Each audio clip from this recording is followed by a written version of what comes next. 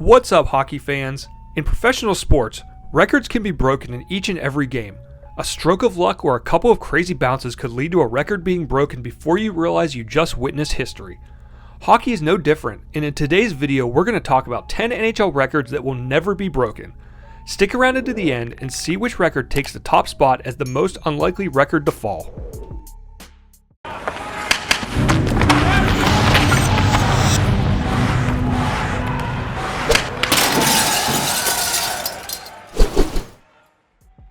This first one probably has the best chance of any on our list to be broken, or at least tied, but it's still an incredible feat nonetheless.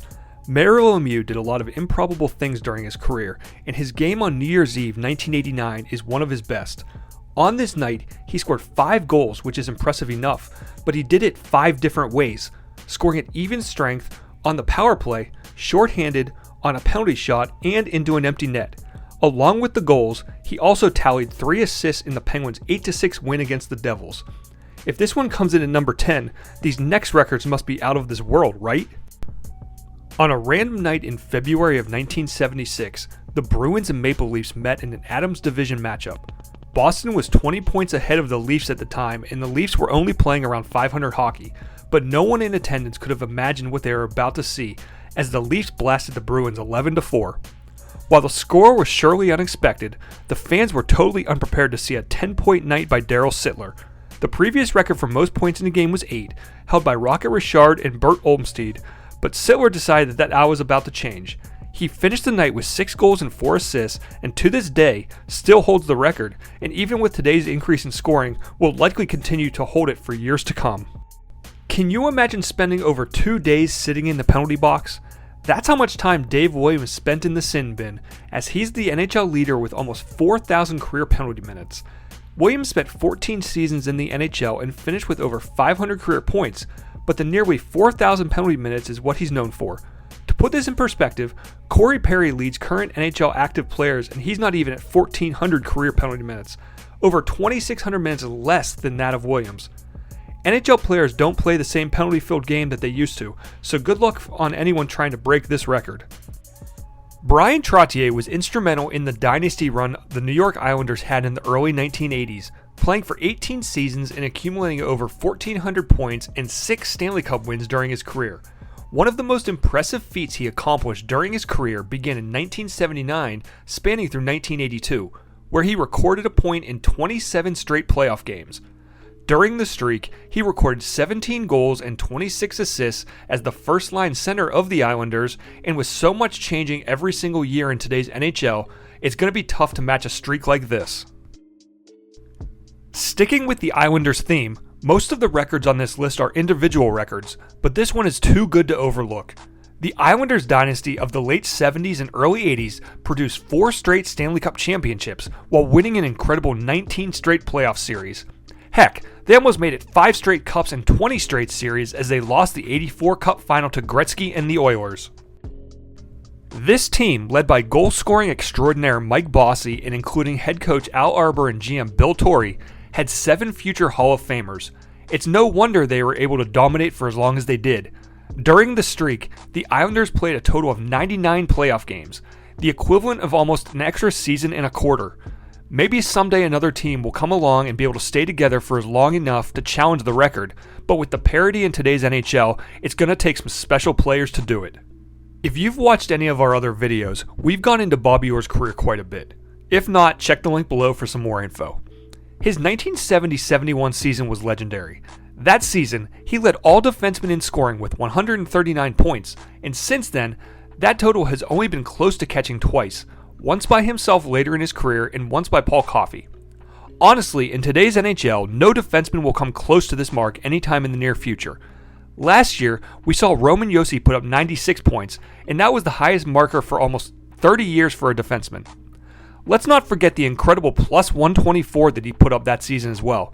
I know some people think that it's an outdated stat, but it's still incredible, considering the highest we've seen in recent memory is a plus 64 from Johnny Gaudreau last year. It's going to be a real long time, if ever, that either of these records are broken. Teemu Selanne entered the NHL and took the league by storm during his rookie season. notching an incredible 76 goals during the 92-93 campaign.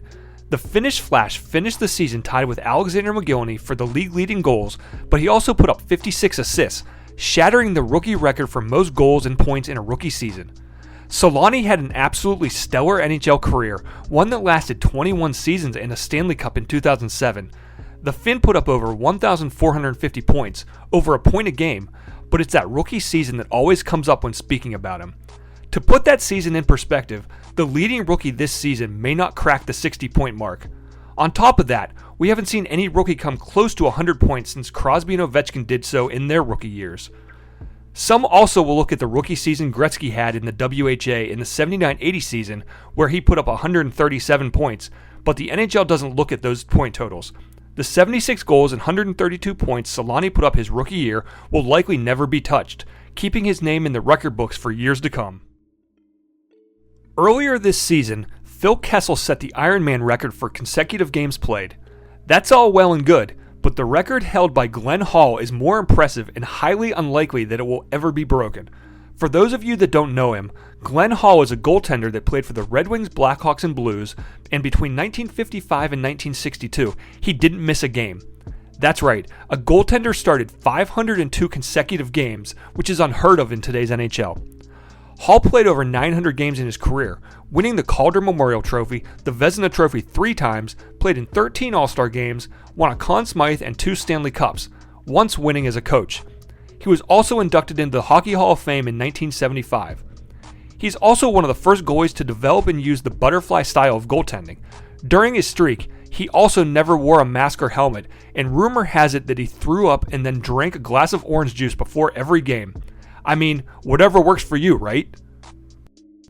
Winning the Stanley Cup is hard. Most players never get to experience the joy of hoisting Lord Stanley's Cup above their head during their career. For the two guys we're about to talk about, they got their fair share of yearly celebrations. Jean Beliveau played his entire NHL career with the Canadiens, and upon retiring was the team's all-time leading scorer in points, second in goals, and the NHL's all-time leading playoff scorer. He was better than a point-per-game player in both the regular season and playoffs, and incredibly, won the Stanley Cup 10 out of the 19 years he played. He would go on to win the Cup another 7 times as a team executive, so his name appears on the Stanley Cup 17 times. Yeah, that's not a record that will be broken anytime soon. Henri Richard also played 19 years, also all with the Canadiens. You may know his older brother, Rocket. Henri wasn't as skilled as his older brother, but that's not to say he couldn't hold his own. He finished his career with over 1,000 career points, but more importantly, won the Stanley Cup 11 times as a player, a record that will never be broken. Now, some people will argue that these records don't mean as much because both players played during the original 6 days, and if you want to make that silly argument, go right ahead. It was hard enough to win the Cup back in those days, and now with over 30 teams in the league, it will be impossible for anyone to match these Cup-winning numbers. And last but not least, let's talk about the great one. Since he has so many records that are super crazy and will likely never be broken, let's just lump some of them together. Gretzky is the only person to score more than 2,000 career points, and he's way up there at over 2,800. As you know, he's currently the all-time goals and assists leader. He has more assists than anyone else has points. For perspective, someone would have to average over 140 points for over 20 seasons to break this record. Have fun with that. Do you know how many 200-point seasons there have been in the NHL? 4, all by Gretzky. What's incredible, though, is that 3 of those came in consecutive seasons, averaging a mind-boggling 209 points per season. There's no way anyone is going to come close to touching this mark, considering the past few years the Art Ross Trophy winners have averaged around 115 points for the season. Gretzky also still holds something around 60 or so records, but he's said that this last one is what he takes most pride in and one that will be the hardest to break, and that is the one where he scored 50 goals in 39 games in 1981. Over the last 5 seasons, only 6 times have players scored 50 goals for the entire season. Try putting up those numbers in half the games. Fat chance. And there you have it, hockey fans, some of the top NHL records that will never be broken. While we may actually see a couple of these eventually go down, I'd put my money on the fact that they won't. Tell us in the comments which one you think may be broken or which record we may have missed. Do us a favor and hit that like and subscribe button, and remember, it's a great day for hockey.